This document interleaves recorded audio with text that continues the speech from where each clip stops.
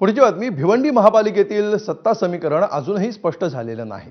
काँग्रेस, शरद पवारांची राष्ट्रवादी काँग्रेस आणि समाजवादी पार्टी या तीन पक्षांनी एकत्र येऊन सेक्युलर फ्रंटची स्थापना केली आहे. भिवंडी निजामपूर महापालिकेमध्ये काँग्रेसचे 30, शरद पवारांचे राष्ट्रवादी काँग्रेसचे 12 आणि समाजवादी पार्टीचे 6 असे मिळून 48 नगरसेवक आहेत. हा आकडा बहुमतासाठी आवश्यक असणाऱ्या 46 या मॅजिक फिगरपेक्षा जास्त आहे. पण समाजवादी पार्टीच्या 6 नगरसेवकांनी अचानक आमदार रईस शेख यांच्या विरोधात भूमिका घेऊन ते गायब झाले.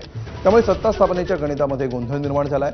या पार्श्वभूमीवर काँग्रेस आणि शरद पवारांची राष्ट्रवादी प्रमुख नेत्यांनी सावध पवित्रा घेऊन आपल्या नगरसेवकांना सुरक्षेच्या कारणास्तव अज्ञातस्थळी ठेवलाय.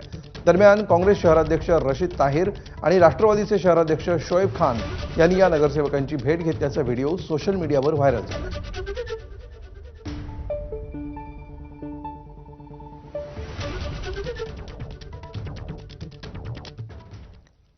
तर पश्चिम रेल्वेच्या उपनगरीय लोकलमध्ये झालेल्या प्राध्यापक आलोक कुमार सिंग